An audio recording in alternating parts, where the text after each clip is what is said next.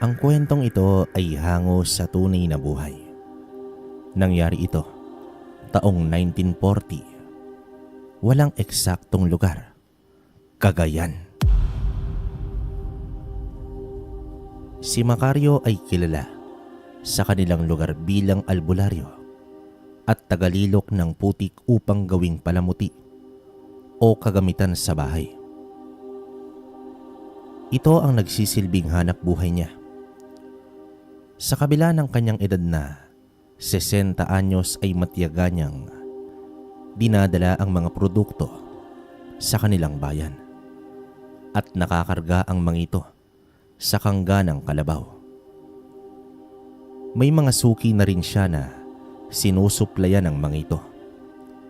Mas nagtatagal pa siya sa bayan gawa nga sa pakikipagkwentuhan sa mga kaibigan. Si Macario ay nag-iisang albularyo sa lugar na iyon. Kaya naman halos lahat ng mga tao ay kilala ito. Ang araw ng kanyang gamutan ay tuwing Martes at Biyernes lamang. At dinadayo pa talaga ang kanyang bahay upang magpagamot. "Oh, Mang Macario, bumaba ka pala ng bayan. Mukhang ubos na naman ang mga palayok ninyo." Nakangiting bungad dito ni Fidel. Salamat naman sa Diyos dahil palaging ubos ang aking mga produkto. Ano nga palang ginagawa mo dito, Fidel? Tugon dito ng matanda. Nagsimba kami dahil kaarawan ng bunso namin at ipapasyal ko na din Manong Macario. Wika naman dito ni Fidel. Mabuti naman kung ganon. Pagpalaing kayong buong pamilya, Fidel. Panghuling wika dito ng matanda. Si Fidel ay kapitbahay ni Macario. Isa itong magsasaka at mabait na tao. May asawa at 3 anak. Isang simpleng tao na namumuhay ng payak at payapa. Subalit ang araw na iyon ay huling araw na palang makikita ni Macario na masaya si Fidel. Makalipas ang ilang araw, may isang pasyente si Macario na namumutla at nanghihina na. Nasa 5 pila pa ito, pero inabisuhan ni Macario ang mga parokyano na ang babaeng yon muna ang kanyang uunahin dahil iba na ang itsura nito at halos malalaglag na sa kanyang kinauupuan. Wala din kasama ang babae at ayon sa kanya, tagadulo pa siya ng bayan. Iniwan lamang niya ang anak sa kapitbahay dahil ang kanyang asawa ay nasa malayong lugar nagtatrabaho. Nakilala ni Macario ang babae na si Adelpa. Pinaupo na ng albularyo ang pasyente at naramdaman niya na malamig ang katawan nito. Ayon dito, ilang araw na daw siyang nakakaramdam ng panghihina pero wala naman itong lagnat. Nang pulsuhan ni Macario ang pasyente, ay laking gulat niya dahil biktima pala ito ng barang. Sa pag-usisa niya sa nasabing babae, ay wala naman daw iyong kagalit o nakaaway. Hindi na muna pinaalam ng matanda ang tunay nitong kalagayan. Baka mataranta at matakot ang kanyang pasyente. Kinakausap lamang niya ito habang ginagamot upang maging mahinahon. Tila nabunutan ng tinik si Macario dahil hindi pa ganon kalala ang kapit ng sumpa ng barang. Nagsagawa na siya ng gamutan at ritual. Balak niya munang tanggalin ang insektong nakapaloob sa sistema nito bago niya tuntunin ang sino mang may gawa. Matapos naman ang ilang minuto sa pagbuga niya ng usok sa kanang tenga, ay lumabas sa kabila ang maliit na bubuyog. Agad naman itong hinuli ni Macario at inilagay niya sa isang lata na may baga ng apoy. Nagpayo naman siya sa babae na inumin ang pinagbabaran ng mga halamang gamot na ibinigay nito. Natanggal man niya ang barang pero hindi niya natunton ang mambabarang. Sinabi na lang nito sa babae na nabati lamang ito ng engkanto at maayos na siya. Pinagpahinga niya muna ang babae ng kalahating oras bago pinauwi. Nang mapansin niya na sumigla na ang itsura nito. May isang mambabarang na naman. At sino kaya ang taong ito? Tanong niya sa kanyang sarili nang makaalis na ang pasyente. Sa pagpapatuloy ng gamutan ay naging maayos naman ang lahat sa buong araw. 3:00 ng hapon ang uling oras ng kanyang panggagamot. Sa lahat ng pasyente ay bukod tanging si Adele pa ang hindi nawala sa isip ni Macario dahil sa binarang nga ito. Gayunpaman, inasahan na ni Macario na may susunod pa kay Adele pa. May 2 araw pa sa muli niyang panggagamot, kaya naman minabuti ng albularyo na maglibot sa bayan upang hagilapin ang mambabarang. Subalit inabot na siya ng hapon ay walang senyales nito. Ipinagdasal niya na sana wala ng pasyente ng barang ang susunod. Sa sumunod na araw, Huwebes, habang naglililok ang matanda, ay may dumating na pasyente. Alam nitong bukas pa ang araw ng gamutan pero nakiusap ang lalaki dahil sa sitwasyon ng kanyang asawa. Sa unang tingin pa lang niya ay may hinala na ito sa nangyari at hindi nga siya nagkamali. Biktima din ng barang ang babae. At sa gitna ng gamutan ay may dumating pa na 4 na pasyente na parehong biktima ng barang. Nakatira ang mga ito sa magkakasunod na baryo. Ibig sabihin, maaring sa isang baryo ay naroroon ang mambabarang. Hindi na maganda ang nararamdaman ni Macario dahil sa sunod-sunod na biktima. Imbis na magtrabaho sa araw na yon, ay binuhos niya ito sa gamutan. Sa awa ng Diyos, ay nagamot naman niya ang lahat. Kinabukasan araw ng Biyernes, ay naghanda na si Macario para sa mga pasyenteng darating. Nais sana niyang magmanman sa mga nasabing baryo pero ayaw naman niyang paasahin ang mga pasyenteng umaasa sa araw ng gamutan. Natapos ang araw na iyon na walang biktima ng barang. Pero hindi nagpakampante si Macario. Hindi biro ang bilang ng mga pasyenteng binarang. Kaya alam niya na may ibang biktima pa ito pero hindi pa alam ang nangyayari sa katawan. Kinabukasan araw ng Sabado, hila-hila niya ang kalabaw upang dalhin sa ilog at papaliguan. Nadaanan niya ang isang bahay na maraming taong nagkukumpulan. Binati niya ang mga ito at nang makita siya ay patakbo pang lumapit ang mga tao sa kanya. Sinangguni ng mga ito ang nangyayari sa bayan. Maraming tao daw ang nabiktima ng barang. Ayon nito sa usap-usapan. Hindi na nag-atubili pa ang matanda at bumalik na ito sa bahay. Nagtungo agad siya sa bayan upang alamin ang pangyayari. Batid niya sa mga tao ang pagkabalisa at nang may nakakilala sa kanya ay agad siyang tinawag upang humingi ng saklolo.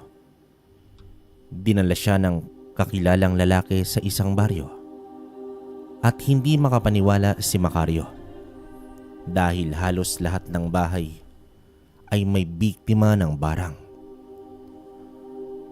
Dito napapalunok na lamang ang albularyo Dahil sa dami ng mga ito, sinimulan agad niya ang panggagamot at habang ginagawa niya ito, ay narinig niya sa ibang bahay ang sigawan at iyakan ng mga tao.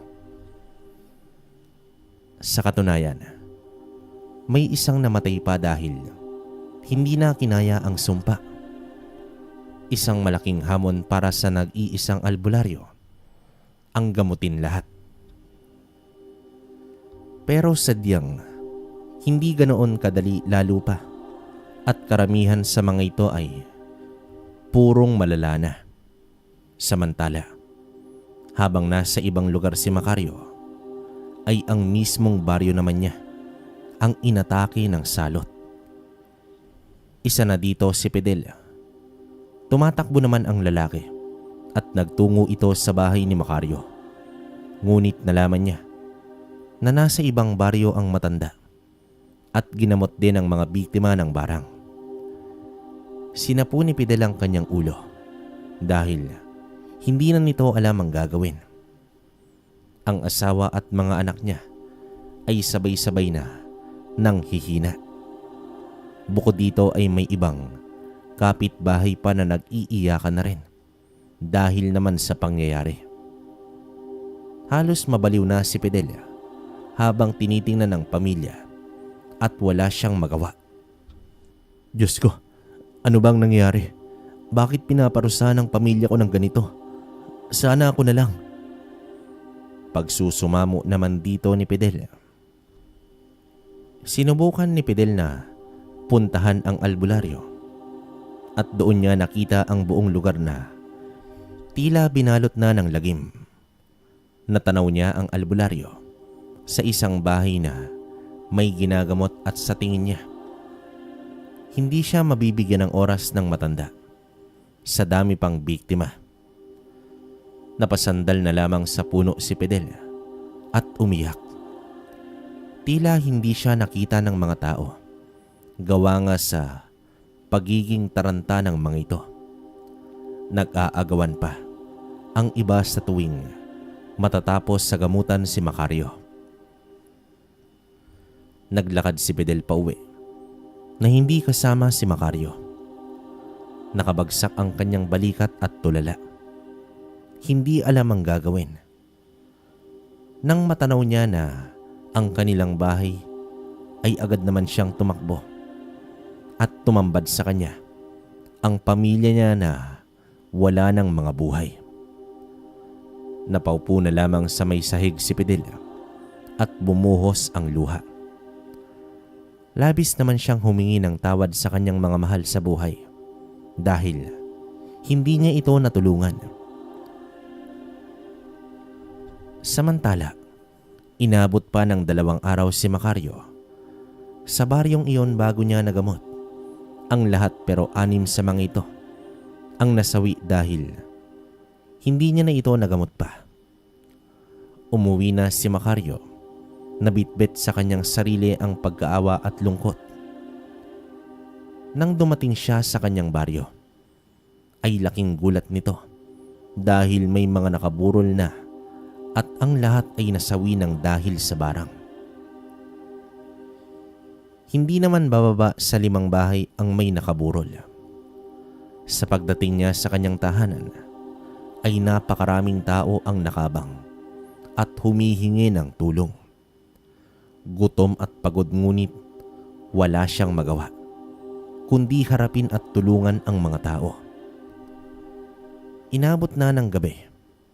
Tila hindi nabawasan ang bilang ng mga pasyenteng dumagsa.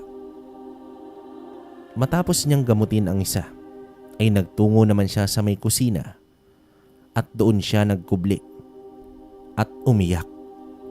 Panginoon ko, patawarin niyo ako. Hindi ko kayang tulungan ang lahat. Bakit ito nangyari sa amin? Lumuluhang sambit dito ni Macario. Kumuha naman siya ng baso at uminom ng tubig na tanging laman ng kanyang sikmura. Sa pagbaba niya ng baso, ay nakasilay siya ng isang batang lalaki sa likod bahay na may bumabalot dito na konting liwanag sa katawan. Marahan itong naglakad hanggang sa lumingon ito sa kanya.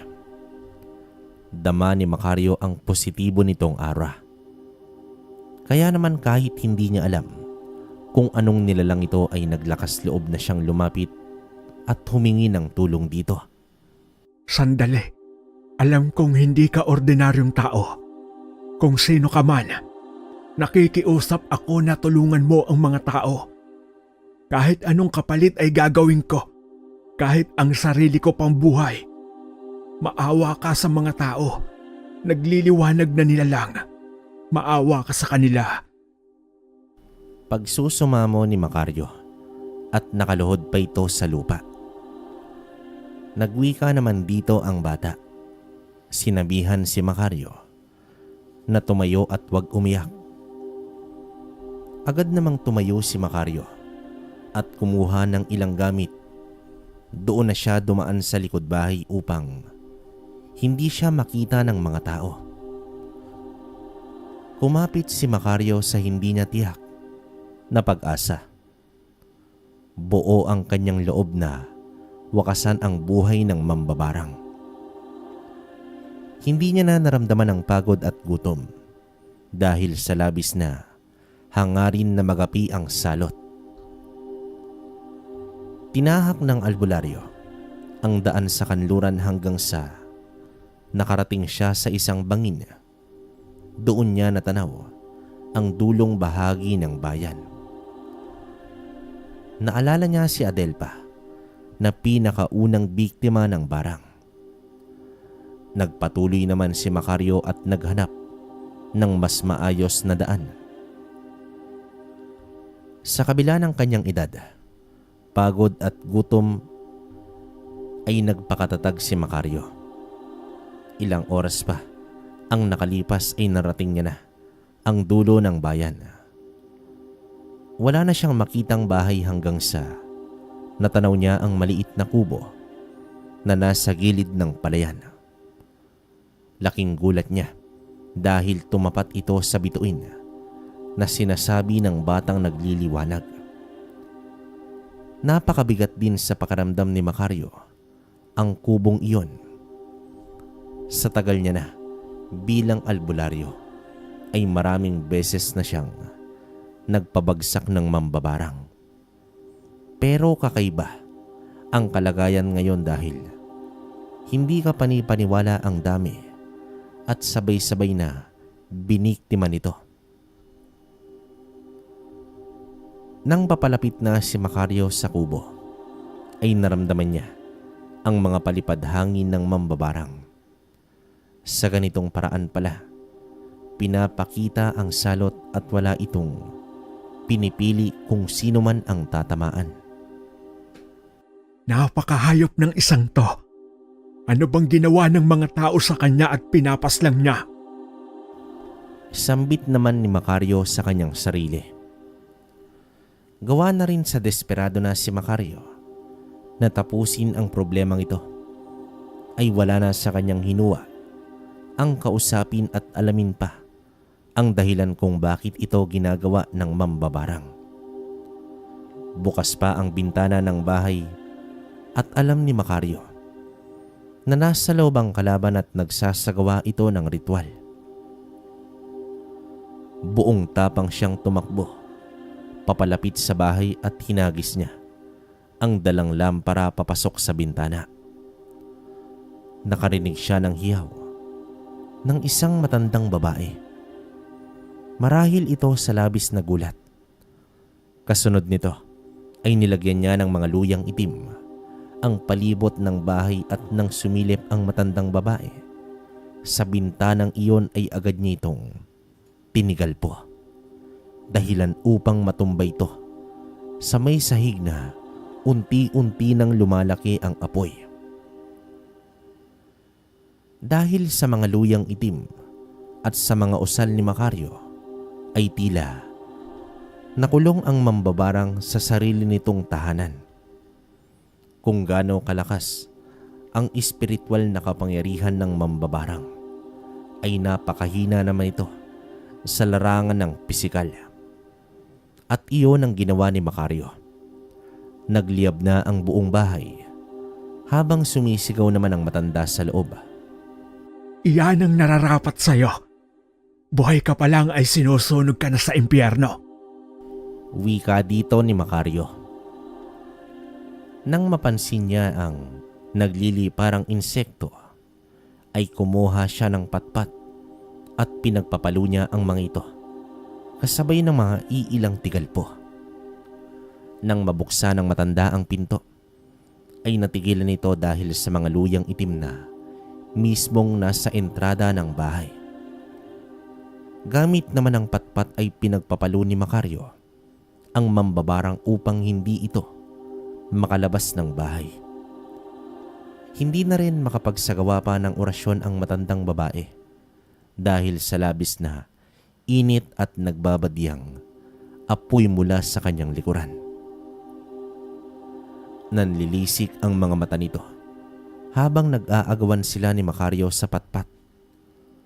Wala nang pakialam ang albularyo kung babae man ito. Matapang siyang lumapit at inundayan niya ng suntok sa noo ang matandang babae, dahilan upang matumbay ito sa may sahig na may dagat na ng apoy. Nagpupumiglas ang mambabarang habang nagliliyab na sa apoy ang katawan nito. Lumayo naman sa bahay si Macario dahil ramdam rin niya ang matinding apoy. Umupo naman siya sa lupa habang pinagmamasdan ang natutupok na bahay. Gawa na rin ng matinding pagod ay hindi na namalayan ni Macario na nakatulog na pala siya sa damuhan. Kinabukasan ay nasisilaw pa ng albularyo sa pagdilat niya dahil natamaan na ng sikat ng araw ang kanyang muka. Ilang segundo pa bago rumihistro sa kanyang diwa ang lahat ng pangyayari noong gabi. Mabilis siyang tumayo at tumambad sa kanya ang sunog na bahay na may usok pa. Nakita rin niya ang natustang katawan ng mambabarang at mga nabiyak na garapon sa paligid nito. Nang masiguro niya na wala nang masamang enerhiya sa lugar na iyon, ay dito lumisa na siya at nagtungo na sa baryo. Sa pagdating niya dito ay agad siyang sinalubong ng mga tao na bakas sa itsura ang pag-aalala sa kanya. Punit-punit na damit at napakadungis na ng kanyang itsura. Agad naman niyang kinamusta ang mga biktima ng barang. Gumuhit sa mga mukha ng tao ang ngiti dahil gumaling na ang lahat, pero may mga tao din ang malungkot dahil sa pagkasawi ng mga mahal sa buhay.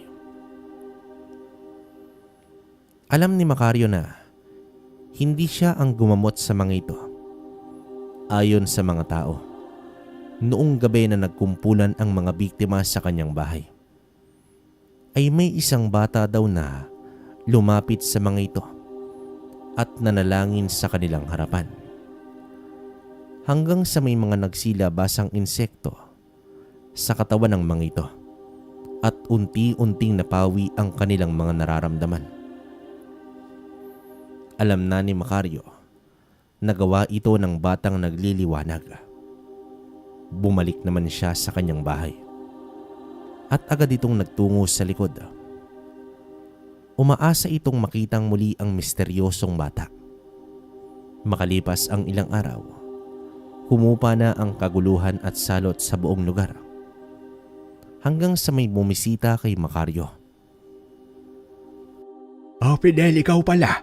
Anong sa atin, iho? Bungad na tanong dito ni Macario. Manong, wala na po ang pamilya ko. Ang asawa at mga anak ko, wala na sila. Malungkot na wika naman dito ni Fidel. Patawarin mo ako, Fidel. Hindi ko kinaya ng lahat at hindi ko alam na pati pala pamilya mo ay nadamay. Malungkot na paumanhin naman dito ni Macario. Alam ko po yun, Manong. Nakita kita sa kabilang baryo na nahihirapan na sa paggamot sa mga nabiktima. Pero may hihilingin po sana ako sa inyo, Manong. Nais ko na maging disipulo ninyo. Igugugol ko na ang aking buhay sa panggagamot dahil ayoko nang mangyari ulit ang lahat ng ito. Kung hindi ko man magawang matulungan ang aking pamilya, para na rin akong nakabawi sa kanila kung makakatulong po ko sa mga tao. Mahabang tugon dito ng lalaki. Napakabuti ng iyong puso at hangarin, Fidel. Sa kabila ng lahat ay naging matapang ka at naging matatag. Ikinagagalak kong tuparin ang iyong kahilingan. Malaking tulong kung madadagdagan pa ang manggagamot sa lugar na ito, Fidel. Natutuwang wika naman dito ni Macario. Itinoon nga ni Fidel ang kanyang sarili sa pag-aaral ng panggagamot. Lumipat na rin siya sa bahay ni Macario. Nagboluntaryo pa ito na palalakihin niya ang bahay ng matanda upang may masilungan ang mga pasyenteng magpapagamot. Ikinatuwa naman ito ni Macario at nakikita niya ang determinasyon ng isang ulila na matuto sa larangan ng panggagamot. Alam mo, Fidel, hindi ko inaasahan ang desisyon mong ito.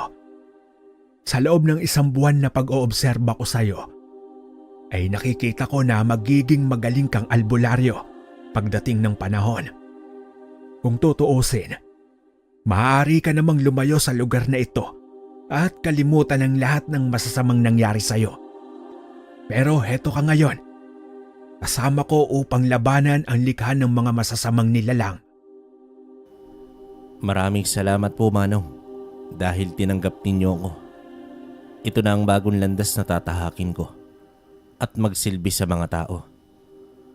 Tiyak akong masaya ang aking pamilya sa pasya kong ito. Tugon dito ni Fidel habang tumingala ito sa langit. Naging malaking tulong kay Macario si Fidel dahil 2 na silang nanggagamot. Ang mga simpleng karamdaman ay nakatoka kay Fidel.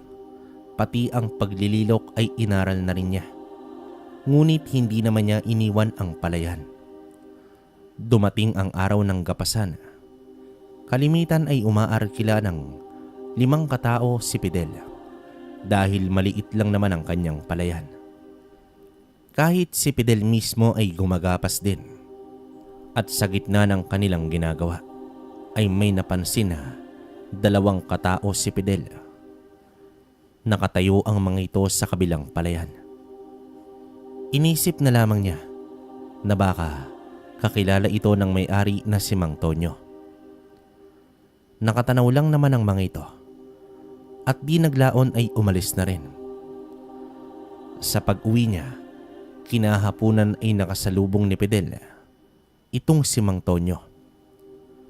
Natanong niya naman dito kung nagpapunta ba siya ng mga tauhan sa kanyang palayan. Umiling naman ang matanda.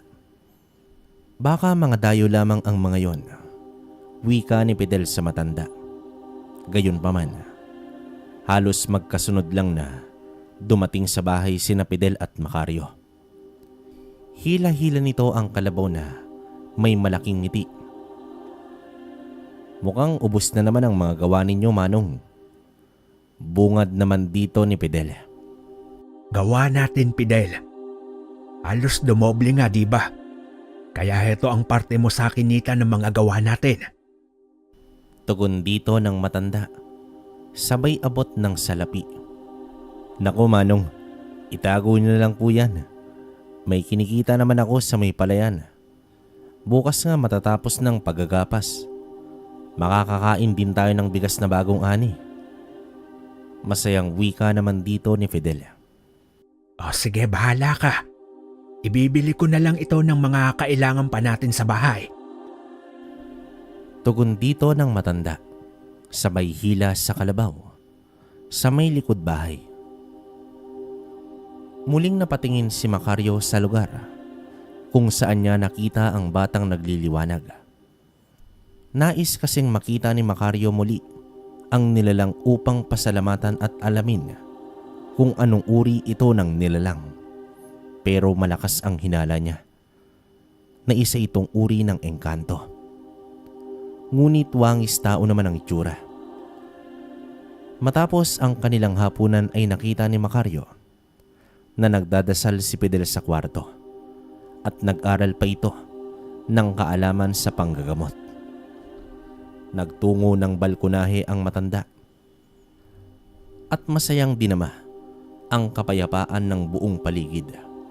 Dagdag pa ang konting liwanag ng buwan na lumukob sa kalupaan hanggang sa may nasipat ang matanda na dalawang malalaking baboy. Literal lamang itong naglalakad sa may mahabang talahiban. Napatayo naman si Macario at malakas ang kanyang hinala na hindi ordinaryong hayop ang kanyang nakita. Sa loob ng ilang sandali ay naglaho na rin ang dalawang nilalang. Seryosong nakamasid sa paligid ang matanda nang lumabas itong si Fidel. Fidel, mukhang may nagbabadyang panganib sa ating baryo. Malakas ang aking pakiramdam na ang dalawang baboy ramo na nakita ko kanina ay mga aswang. Wika dito ng matanda. Matapos ang mambabarang aswang naman ngayon, kaya ba natin silang labanan sa mga tigalpong alam natin, Manong? Seryosong tanong dito ni Fidel. Kaya natin silang itaboy, pero hanggang doon lang. Nasa 10 katao katumbas ang lakas ng isang aswang, Fidel. Dagdag na wika pa dito ng matanda. Ano pong maaari nating gawin, Manong? Baka magasik ng lagim ang mga yon. Nag-aalalang tanong ng baguhang manggagamot. Inaya ni Macario si Fidel na pumasok sa loob at doon niya ito inorasyonan upang magkaroon ng kakayahan si Fidel na makaramdam at makasilay ng aswang. Kalimitan kasi sa mga aswang ay ikinukuble ang kanilang sarili sa pamamagitan ng sabulag. Kinabukasan ay natapos na rin ang gapasan sa palayan ni Fidel. Habang papauwi na ito ay muli niyang nasipat ang dalawang lalaki. Nakatayo ito sa kabilang palayan na nadadaanan ni Fidel. Mas malapit na rin ang mga ito. Tinandaan niya ng maigi ang itsura ng mga ito. Manong, gigilingin ko lang ang mga palay at sasaingin ko na ito mamaya-maya. Siya nga pala, Manong. Pangalawang araw ko nang nakikita ang dalawang lalaki sa may palayan. Nakapagtataka lang kasi ang ginagawa nila para bang may ibig sabihin ng pagpapakita nila. Wika dito ni Fidel. 2 lalaki at 2 baboy ramo naman ang nakita ko. Mag-iingat ka, Fidel. Baka may kinalaman ng 2 iyon sa mga nilalang na nakita ko. Paalala pa dito ng matanda. Huwag po kayong mag-alala, Manong. Hindi sila sasantuy ng karit ko. Matapang na tugon dito ni Fidel. Habang abala si Fidel, sa gawain ay nasa bakura naman si Macario. Naglagay siya ng mga usal sa 4 na haligi ng bakod nila. Matapos nito ay nagpaalam siya kay Fidel dahil pupuntahan niya ang mga kapitbahay at aabisuhan na magpausok ng balat ng nyog pagsapit ng gabi. Sa ganitong paraan, maiiwasan ang may mabiktima ang mga aswang. Habang kumakain na ng hapunan ang dalawa, ay nakarinig sila ng sigaw ng baboy na tila nasasaktan. Nagmadaling lumabas ang dalawa at nagtungo sa nagkukumpulang mga tao sa iisang bahay. Ayon sa padre de pamilya ng bahay, nakita niya na biglang pumasok ang malaking baboy ramo sa kanilang kusina at agad niya itong sinibat. Natamaan daw ito sa likuran at bigla itong tumakbo. Nakatarak pa daw ang sibat sa likod nito. Hindi man siya sigurado na aswang iyon pero nakapagtataka para sa isang ligaw na hayop na bigla na lamang papasok sa bahay na maraming tao. Dahil sa pangyayaring iyon, ay nagbigay ito ng babala sa mga tao na dapat mag-ingat at laging handa sa anumang oras. At sa mga sumunod na gabi, sa mismong bahay na talaga ni Macario, sumugod ang mga awok.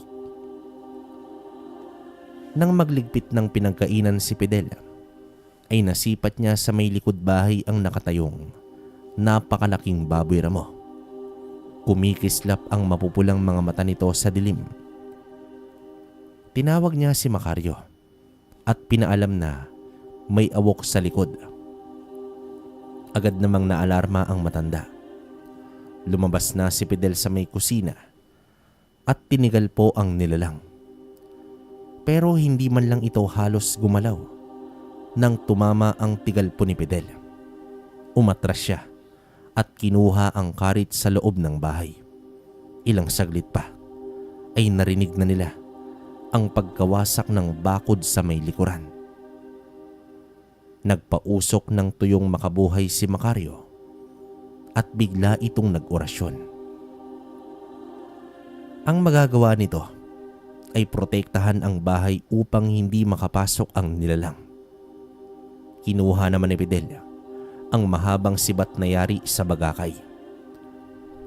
Iniamba niya ito sa tuwing aamba ng sugod ang awok. Pinagsisigawan din niya ito at kahit konting takot ay hindi nagpakita si Fidel. Nang umusok na nang makapal ang makabuhay na nakasilid sa may lata, ay may mahabang hawakan na alambre ay lumabas na ng bahay si Macario at pinakalat ang usok nito habang nag-uusal. Dito niya nakita ang iba pang awok na nooy akala niya ay nag-iisa lang. Fidel, huwag kang lumabas ng bahay. Sa mga siwang mo lang atakihin ang mga aswang na ito. Protektado ang bahay natin. Sigaw ng matanda habang nasa labas at patuloy na pinipigilan ang mga aswang na makapasok sa bakod. Hindi naman magkamayaw ang matanda sa palipat-lipat ng lugar upang mapanatili ang usok ng makabuhay na nagbibigay harang ang pandepensa. Aminado si Macario na hindi naman talaga siya sanay sa ganitong sitwasyon. Kung mambabarang o mangkukulam lang sana, ay kayang-kaya niya itong labanan sa aspetong espiritual. Pero iba ang aswang. Hindi nakasentro ang aral ni Macario dito. Diyos ko po, tulungan mo sana ako na malagpasan ng pagsubok na ito. Sambit ni Macario sa kanyang sarili. Kaya naman niyang pigilan ang mga aswang, pero hindi ito magtatagal. Lalo na at paubos na ang makabuhay at kumukonti na ang mga usok nito. Inilapag na ng matanda ang lata na may usok at hinugot niya na ang kanyang itak. Sa sandaling yon ay markabahala na ang matanda kung ano man ang mangyayari sa kanya. Nagpakawala siya ng tigalpo, ngunit bumabalik lang din ang mga awok. Samantala, may iilang awok na rin ang nasugatan ni Fidel sa may kusina na pilit binabangga ang bahay, pero ni isang aswang ay wala pa silang napapaslang. Kumapit na nang mahigpit si Macario sa kanyang itak at tuluyan nang nawala ang usok na depensa niya. Dito na umangil ang mga nilalang at sabay-sabay itong sumugod at nawasak na ang bakod nila.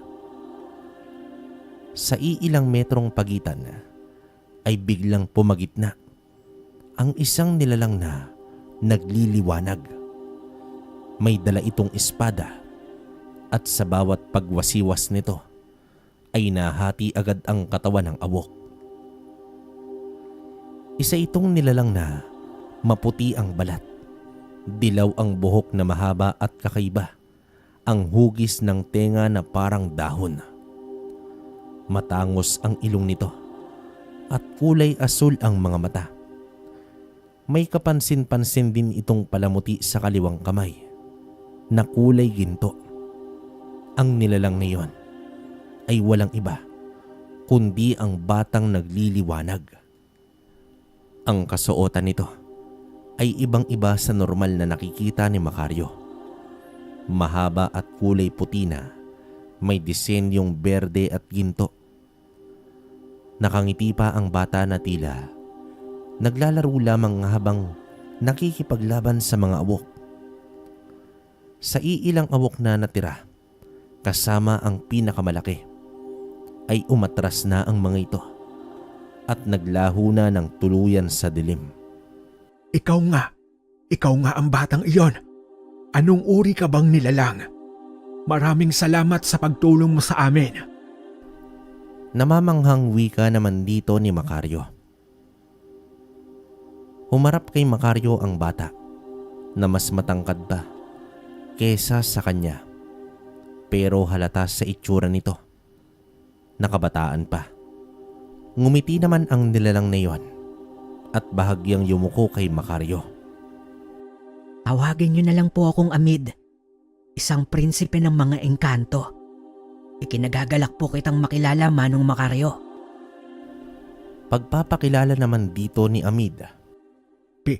Prinsipe ng mga engkanto? Naku po, ako po dapat ang magbigay galang sa inyo. Nauutal na wika ng matanda habang yumuyuko ito. Huwag niyo pong gawin yan. Mas nakatatanda po kayo sa akin. Marapat lang na ako ang magbigay galang sa inyo. Tugon dito ng prinsipe habang hinahawakan sa balikat si Macario. Engkanto? Isang engkanto? Magandang gabi po. Maraming salamat po sa tulong ninyo. Pagbati naman dito ni Fidel. Nakakatuwa naman po kayo, Mang Fidel. Napakatapang po ninyong dalawa. Sa katunayan, kanina pa ako nakamasid at talagang kahanga-hanga ang inyong galing at tapang. Sa pagdating ng engkanto ay tila nawala sa isip ng dalawa ang labanan. Pinatuloy nila ito sa bahay at natatawa na lamang ang bata sa mga ikinikilos nila dahil sadyang itinuring nila na prinsipe ang bata. Nagwika naman dito si Amid na ayaw niyang ituring siyang ganoon. Sana pala hindi ko sinabi na prinsipe ako. Pero ano po ang balak ninyo sa mga aswang? Tanong dito ni Amid. Sa nakita ninyo, sadyang hindi namin kayang labanan ng pisikalan ng mga aswang. Tanging pagtaboy lamang ang aming magagawa at abisuhan ng mga tao na maglagay palagi ng pangontra sa kani-kanilang tahanan. Subalit paano na lang kung sabay-sabay na aatake ang mga awok tulad sa nangyari kanina? Nag-aalalang wika naman dito ni Macario. Hayaan niyo po at tutulungan ko kayo. Nakangiting wika naman dito ng batang engkanto. Talaga? Kung ganon, maraming salamat, Amid. Matapos ang kanilang usapan ay nagpaalam na ang engkanto. Nagulat pa ang dalawa dahil dumiretso lang ito sa nakasaradong pinto at agad itong naglaho. Naku po, akala ko mababangga siya sa pinto. Gulat na sambit pa dito ni Fidel. Huwag na tayong magulat pa, Fidel. Engkanto yun eh. Nabuhayan ang dalawang manggagamot sa nakilalang kasangga nila sa pagpuksa ng mga awok. Napakalaking bagay nito para sa kanila. Dumaan pa ang 2 gabi bago nagpakitang muli si Amid. Sa kanyang pagbabalik ay may ibinigay siyang punyal at singsing kina Fidel at Macario. Ayon sa engkanto, ang singsing na iyon ay magsisilbing kalasag ng kanilang katawan laban sa atake ng mga aswang at ang punyal ay kusang humahaba kung kinakailangan at may taglay itong kakayahan nawakasan ang buhay ng aswang kahit masugatan lang ito. Laking tuwa naman ang dalawa at nang kanilang isinuot ang singsing ay naramdaman nila ang kakaibang lakas ng pangangatawan. Maraming salamat dito, Amid. Malaking tulong ito sa amin bilang proteksyon at panlaban sa mga awok. Walang anuman, Manong Makaryo. O ano pa ang hinihintay natin? Tara na at lusubin natin ang mga awok.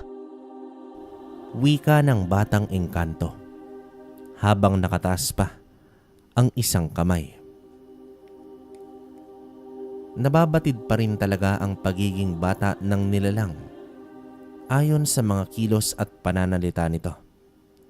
Sa mismong gabing yon ay naglakbay ang tatlo. Subalit hindi alam ng dalawa kung saan sila tutungo. Basta ayon kay Amid, sumunod lang daw sila sa kanya. Subalit sa gitna ng kanilang paglalakad, sa kapatagan ay sumenya si Amid ng isang paghinto. Sa di kalayuan ay may nakita silang pulutong ng mga tao na nakakulay itim ang kasuotan at purong mahaba. Sinong mga yan, Manong? Maiging tanong dito ni Fidel. Hindi sino kundi ano. Fidel, humanda ka.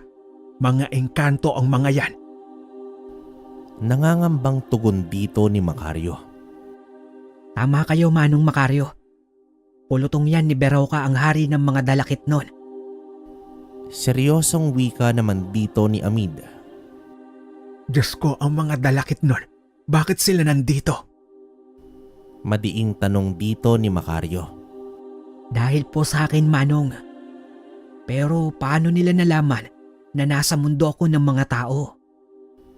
Tugon dito ng bata. Ano na ang gagawin natin ngayon yan, Amid? Tanong naman dito ni Fidel. Sa dami ng mga ito, hindi natin sila kakayanin. Mas maiging bumalik na muna kayo. Hindi nila dapat malaman na magkasama tayo dahil tiyak pupunteriyahin nila kayo. Sige na, balik na. Abiso naman dito ng bata.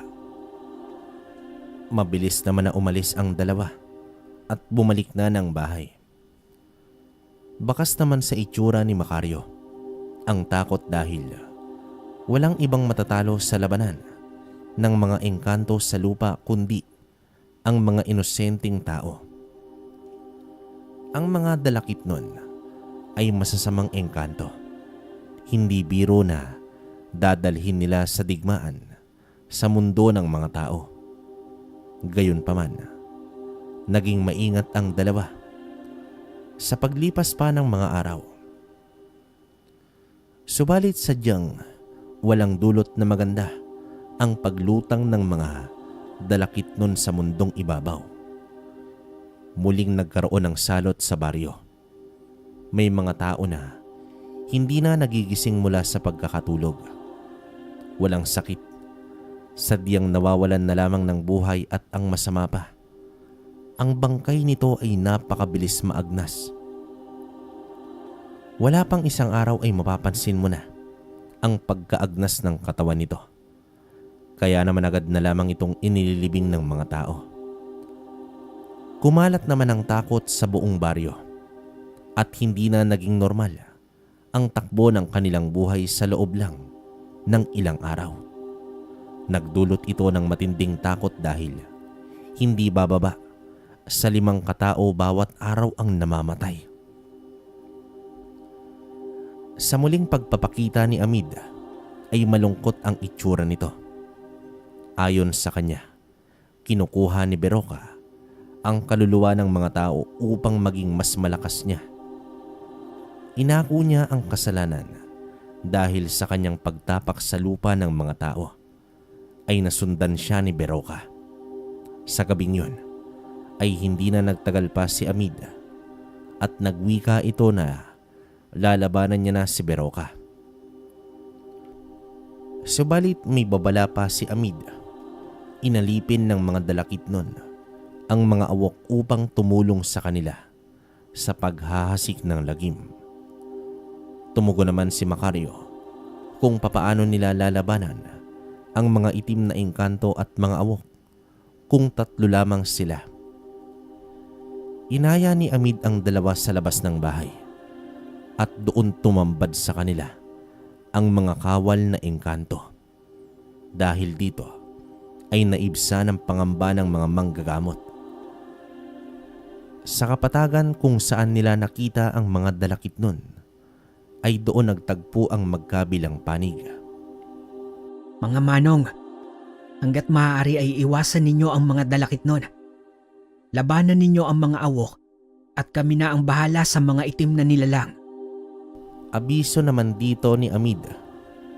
Sa paghaharap nila ay nakita nila si Beroka na nakasakay sa isang dambuhalang baboy ramo.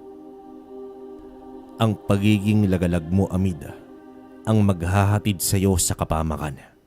At sa pagkakataong ito ay tatapusin ko ng pagiging immortal mo. Sigaw dito ng haring dalakit nun. At sa tingin mo masisindak ako sa'yo? Napakapangit na engkanto? Matapang na tugon dito ng bata. Sa ilang sandali pa ay dumagundong ang kalupaan at dito nagsimula ang digmaan. Dito napatunayan ng dalawa ang taglay na kapangyarihan ng singsing at punyal na bigay ni Amid. Walang nagawa ang anyong baboy ng mga aswang at nagpalit anyo ito bilang mababangis na mga wangis taong aswang. Mabilis man ang mga ito at ilang beses man nilang nakalmot ang dalawa ay hindi ito tumatalab, bagay na ikinatuwa ng dalawang manggagamot. Kakaibang lakas at sigla din ang dulot ng singsing na iyon. Pakiramdam ni Macario ay bumalik sa kabataan ang kanyang lakas at bilis. Hindi rin may kakaila ang galing ng mga engkantong kawal ni Amid. Naglaban ang liwanag at dilim sa malawak na kapatagan. Sa bawat dalakit nun na lumalapit sa dalawang tao ay sumusulpot naman ang mga kawal at sila ang humaharap sa mga ito. Sadyang pinoprotektahan ng mga ito ang dalawang manggagamot. Marami sa bilang ng mga awok ang napaslang at tuluyang naging abo. Subalit, halos pantay naman ang bumagsak ng mga engkanto sa magkabilang panig. Bakas sa mukha ni Amid ang pag-aalala hanggang sa magtapat na ang hari at prinsipe. Isang kakaibang hugis ng espada, meron itong si Beroka. Ang dulo ng talim nito ay may nahati sa dalawa. Napakalaki din nito kumpara sa espada ni Amid na ang hawakan ay may bungo ng tao. Pero napansin ni Macario na mas mabilis gumalaw si Amid kumpara naman kay Beroka. Nakakalamang lang ito dahil sa dambuhalang baboy ramo na sinasakyan nito.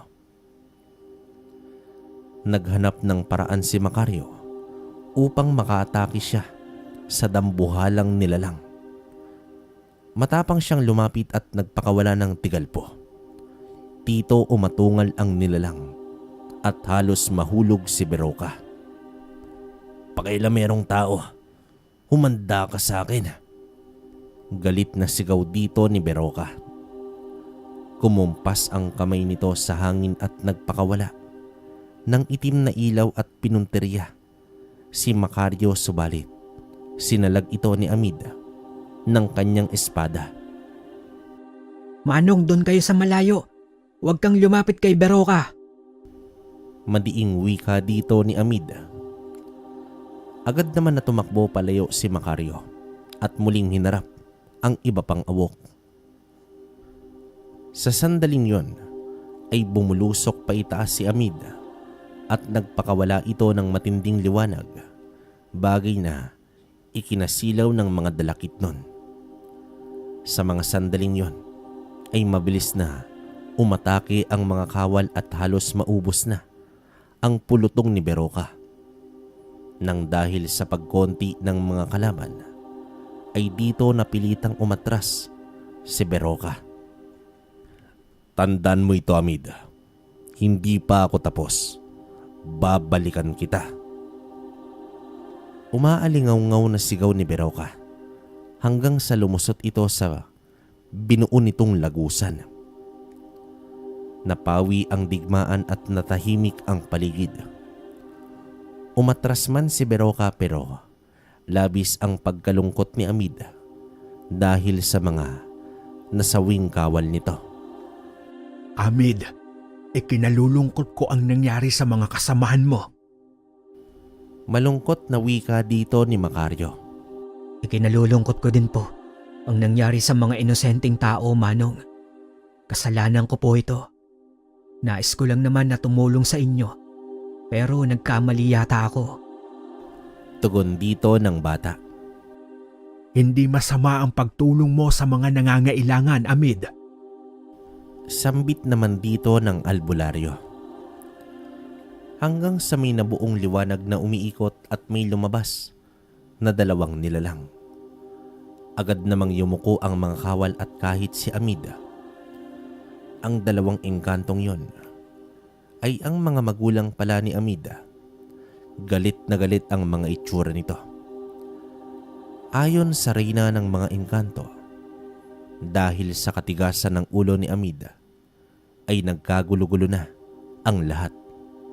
Mahigpit sa kanilang batas ang makialam sa nangyayari sa mundo ng mga tao. Pero ginawa pa rin ni Amid. Tumugo naman ang bata na labis siyang naawa sa biktima ng mambabarang. Kaya siya nag-alok ng tulong. Pero hindi niya inakala na malalaman pala ni Berocca ang paglabas niya sa mundo ng mga engkanto. Nagwika din ang amang hari na hindi niya na mapapayagan ang paggamit ng mga kawal ng kaharian laban kay Berocca at inutusan si Amid na bumalik na sa kanilang mundo at hayaan na ang mga tao. Subalit, biglang tumayo si Amid at nagalit. Nanlilisik naman ang mga mata ng hari at reyna. Itinaas ng reyna ang isang kamay at naglaho ang mga kawal at kasabay ng lagusan ay naglaho na rin ang dalawang maharlikang engkanto. Paano na yan, Amid? 3 na lang tayo. Pag-aalalang wika dito ni Macario. May huling alas pa tayo, Manong Macario. Ang mga antingero. Madiing wika naman dito ng bata. Mga antingero. Pero saan natin sila hahagilapin? Tanong dito ng albularyo. Bigyan mo lang po ako ng kaunting panahon. Huwag kayong mag-alala. Hindi pa babalik si Berocca dahil sa dami ng nawala sa kanya. Pero ang mga awok ay posibleng iiral pa. Wika naman dito ng engkanto. Kami na ni Fidel ang bahala, Amid. Sa taglay na punyal at singsing, kayang-kaya namin silang labanan. Ang mga engkanto ay immortal na mga nilalang ngunit baliwala ang katangiang immortal laban sa kapwa engkanto. Ito ang dahilan na may mga engkantong napapaslang. Sa mismong gabing yon ay umalis na si Amid at bumalik naman ang dalawa sa bahay nila. Manong, gaano kaya katagal na makakuha ng kakampi si Amid? Tanong dito ni Fidel habang nagpapakulo ito ng tubig. Sa ngalan ng kapayapaan, walang antingerong tatanggi sa hiling ng isang engkanto. Magtiwala lamang tayo sa kanya, Fidel. Sinuway niya ang utos ng hari at reyna para sa ating mga tao. Ang inaalala ko ay ang kaparusahan ni Amid sa pagbabalik niya sa kanilang mundo. Malungkot na tugon dito ni Macario. Lumipas pa ang ilang araw at balik muna sa normal ang kanilang buhay. Hindi naman nila hiniwalay sa katawan ang punyal at singsing. Nagpatuloy ang panggagamot ni Macario at paglililok habang si Fidel naman ay nasa palayan at inuumpisahang araruhin ang lupa para sa darating na taniman. Nagtungo si Macario sa bayan upang ihatid ang mga produkto. Gumawa na lamang siya ng dahilan kung bakit natagalan ang pagsusuplay niya ng mga ito. Kalakip din sa kanyang sadya ay ang pagtatanong sa mga kaibigan kung may kababalaghan bang nangyayari sa kapaligiran. Nakahinga naman siya ng maluwag ng malaman na maayos naman ang lahat dahil sa kanyang ginawa na pakikipag-usap sa mga tao ay natagalan si Macario sa pag-uwi.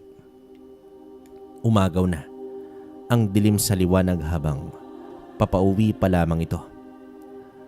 Nakasakay siya sa kanyang kangga habang hinihila ng kalabaw nang biglang may sumuwag sa kalabaw nito na isang malaking baboy ramo.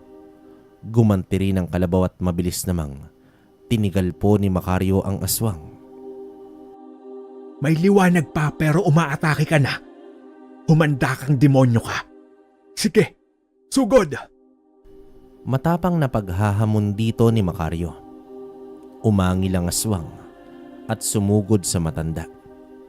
Sa paghugot niya ng punyal ay agad naman itong humaba. Nagulat naman ang aswang at nawalan ito ng balanse.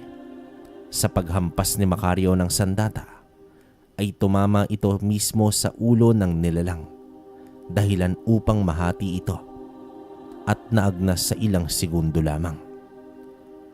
Subalit ang inakala niya na nag-iisa lamang ito ay nasipat niya ang maraming pares ng mga mata sa paligid na kulay pula. Mga hayop kayo, ang dami nyo pala. Sige, isa-isa lang muna. Napakatuso nyo talaga. Sambit dito ng albularyo. Maya-maya pa, biglang nagsilabasan ang mga nilalang sa may kakawyan at sabay-sabay na sumugod kay Macario. Itinaas niya na ang sandata upang lumaban, ngunit magkasunod na kidlat ang bumagsak at sumabog ang mga aswang. Sa paglingon niya ay nakita niya ang isang lalaki na nababalot ng kuryente ang buong katawan. Kasunod nito ay ang paglabas pa ng iba pa. Nakasama naman si Amid.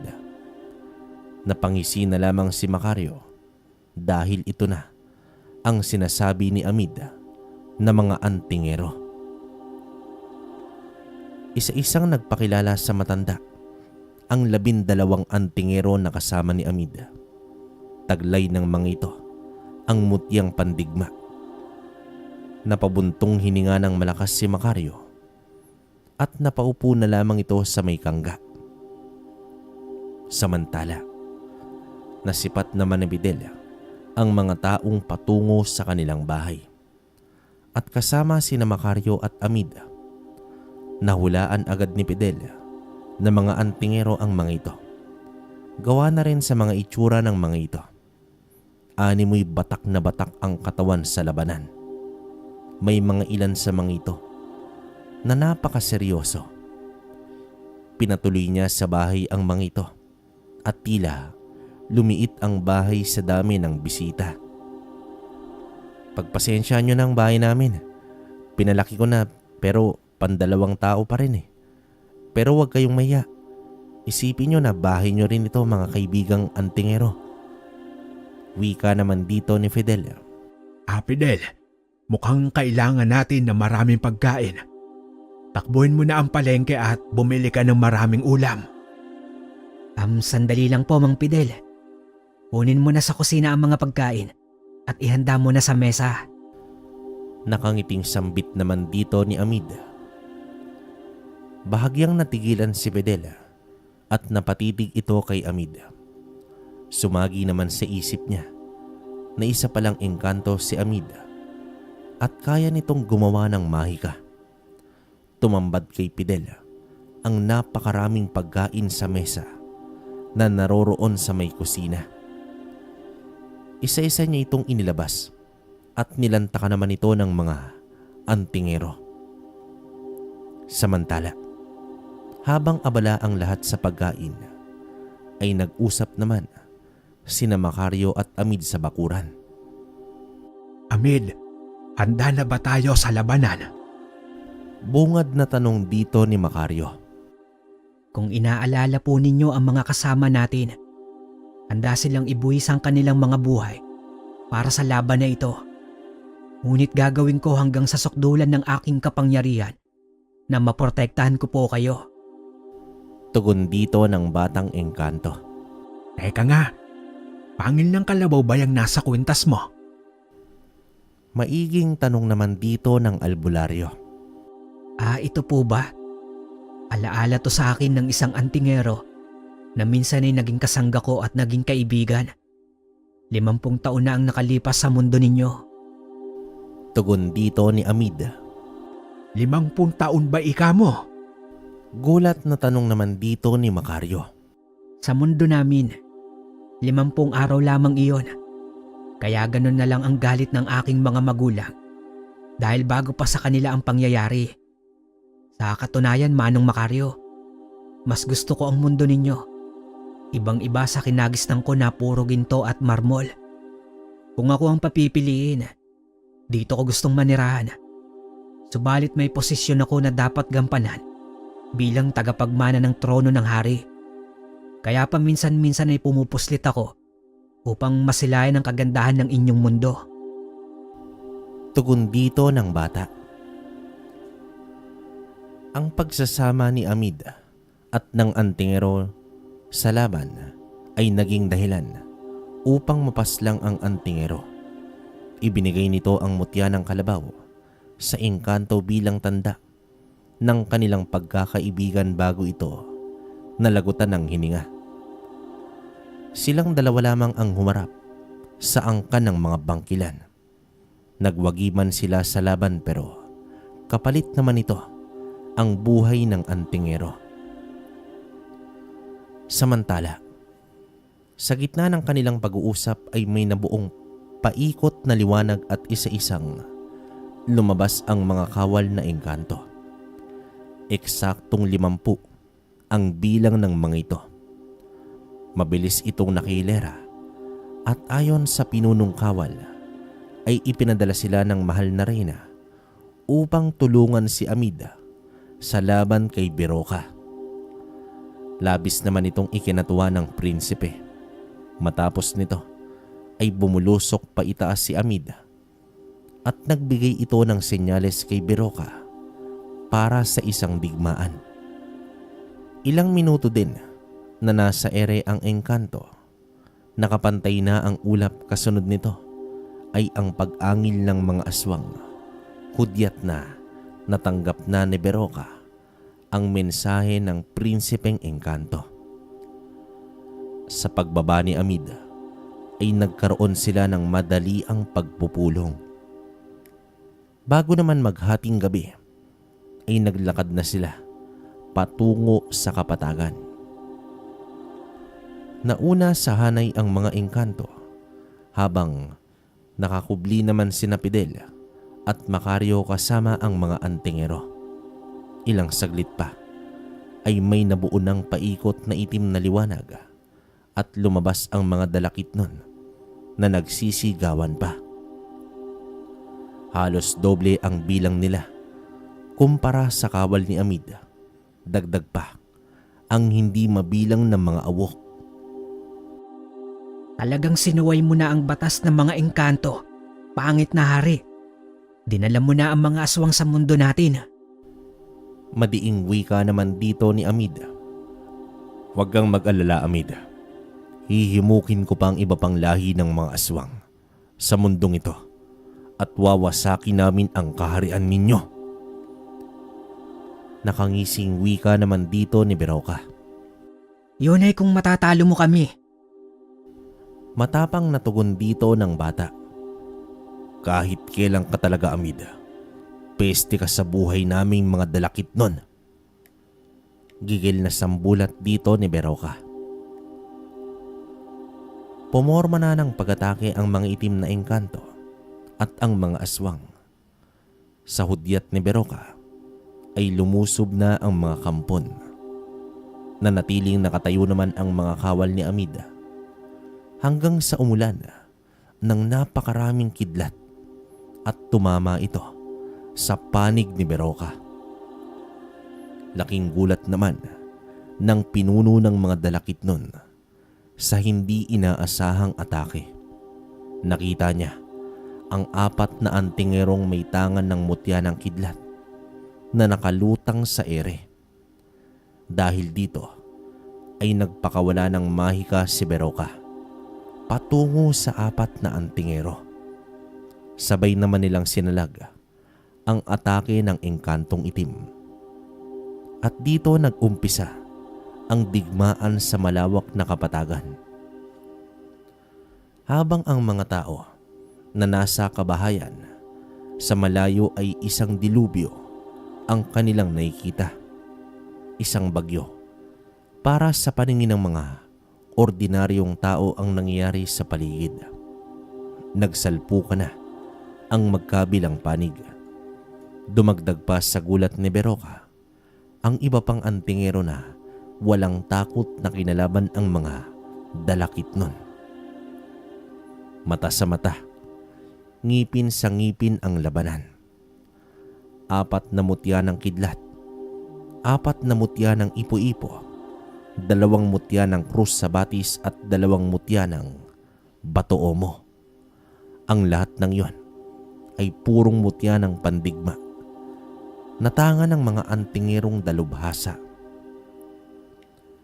Hindi naman nagpahuli ang 2 manggagamot sa labanang gamit ang kanilang singsing at sandata. Habang si Amid ay nakatayo lamang sa gitna ng mga nag-uumpugang mga nilalang. Nagliliwanag na ang katawan nito habang nakapikit. Sa bawat aswang at engkantong itim na umaatake sa kanya ay agad tumatalsik ng malayo. Gigil na si Beroka sa sandaling yon at inilabas na nito ang pinakatatago niyang sandata, ang bertud ng mga dalakit nun. Isang pahabang maitim na bato na naging espada. Iba ito sa dati niyang ginagamit. Purong itim ang kulay nito na may kasamang usok. Sa pagdilat ng mga mata ni Amid, kasabay sa pagbuka ng kanyang kanang kamay, ay lumabas ang espadang nagliliwanag na kulay asul at sa kaliwang kamay naman, ang malapad na pulseras na ginto ay nagliliwanag din. Alam ni Amid na ang sandata ni Beroka ang dahilan sa pagkawasak ng kaharian ng mga tamawo dahil sa taglay nitong kapangyarihan. Kahit malalagay sa panganib ang kanyang buhay ay matapang pa rin siyang sumugod sa hari ng mga dalakit nun.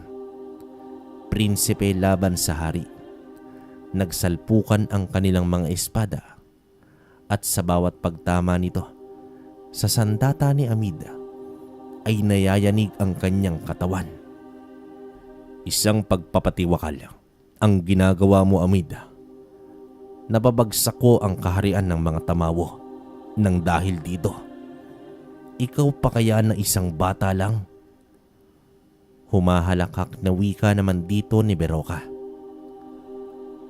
Damang-dama na ni Amid ang kabawasan ng kanyang lakas dahil humihigop ng kapangyarihan ang espada ni Beroka.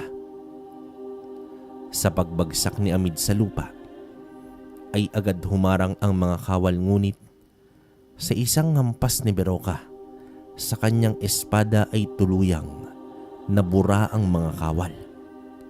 Nang makita ito ni Macario, ay nakaramdam siya ng takot.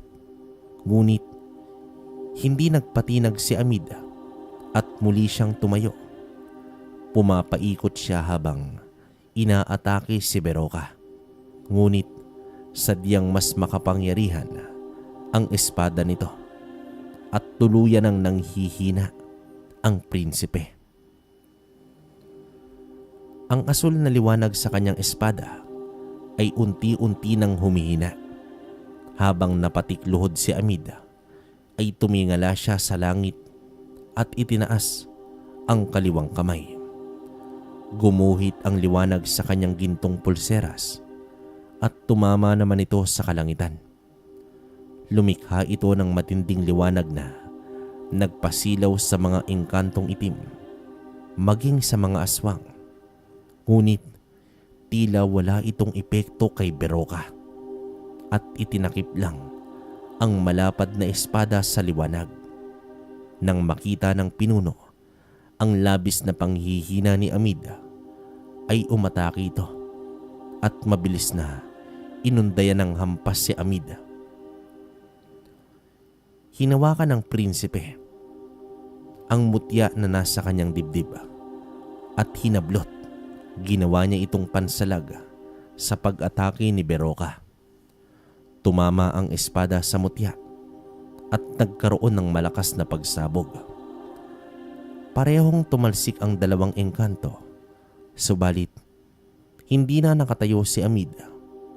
Tumawa ng malakas si Beroka at muling umatake, pero nagkaisa ang 12 antingero na salagin ang atake ng pinuno. Ngunit lahat sila ay bumagsak at nagtamo ng matinding sugat. Tanging sina Fidel, Macario at iilang kawal na lamang ang nakatayo. Itinaas na ni Beroka ang espada at lumikha ito ng malaking bilog. Kulay itim ito bilang pangwasak sa kanyang kalaban. Nang biglang may puting lagusan ang lumitaw at lumabas ang mga magulang ni Amida. Sabay nitong sinalubong ang atake ni Beroka gamit ang kanilang mahabang tungkod na may asul na bato sa dulo. Dito napasigaw ng malakas si Beroka at kitang-kita nila Macario na tila napunit ang katawan ng pinuno at nabura sa mundo. Tumingin ang mga maharlika sa dalawang manggagamot at tumango. Kasunod nito ay ang pagliwanag sa buong kapaligiran at sa pagkawala nito at nawala na rin ang lahat ng engkanto at aswang sa paligid. Sa gabing yun ay nagwagi ang panig ng kabutihan laban sa hari ng Dalakitnon. Subalit walang nakakaalam sa nangyari kay Amida. Lumipas ang ilang buwan at wala na silang balita sa batang prinsipe na may mutya ng pangil ng kalabaw. Ang kwentong ito ay nagpapaalala sa atin na may ibang mundong umiiral. Ayon nga sa ibang kwento, ang dilubyo tulad ng bagyo ay sa paningin lamang natin ito. Pero ang katotohanan sa likod nito ay ang labanan ng liwanag at kadiliman. Okay, opinion ko, grabe, kabaryo, wala akong masabi sa kwentong to. Napakatindi. Nakakakilabot, no? Isipin mo, batang prinsipe ng mga engkanto, di ba? Doon pa lang talagang kikilabutan ka na. Saka doon sa part na lumabas na yung 12 antingero, no? Hindi ko lang alam, sobrang lakas ni Beroka. Pero isipin nyo, yung kargang mutya ng antingero, purong pandigma, krus ng batis, bato omo, saka ipo-ipo at kidlat. Grabe. Talagang grabe rin. Sobrang tindi ni Beroka kasi maski yung mga antingero walang nagawa nun eh. Buti na lang talaga lumitaw tong magulang ni Amida. Yun ang pinakamalakas talaga. Hindi ko lang alam kung anong klaseng gamit yung nasa tungkod nila. Kasi sinabi rin na yung ginamit na sandata ni Beroka is yung bertud ng Dalakitnon, no? So, hindi ko rin alam kung anong uri tong engkantong si Amida. Kasi nga, base sa kwento, namatay na lahat ng tamawo na pinabagsak ni Beroka. So, yun. Para sa akin, ang ganda ng kwento, wala masabi. Kayo, kung may komento kayo, kabaryo, comment kayo sa baba para mabasa ko. At yun nga pala, promote ko lang yung channel natin, Dear Kabaryo, saka Kwento ni Kabaryo, saka yung Kwentong Alakbay. Sana supportahan niyo yung tatlo. Lalo na to, Kwentong Baryo. So, yun. Wala na akong sasabihin, hanggang dito na lang. At sa mga gusto kong makausap at gustong kumuha ng mga gamit sa akin, punta lang kayo ng Facebook page natin, Kwentong Baryo Official. Yan, ako makakausap nyo. So, yun. Paano? Hanggang dito na lang muna. Hanggang sa susunod na kwento. Maraming salamat.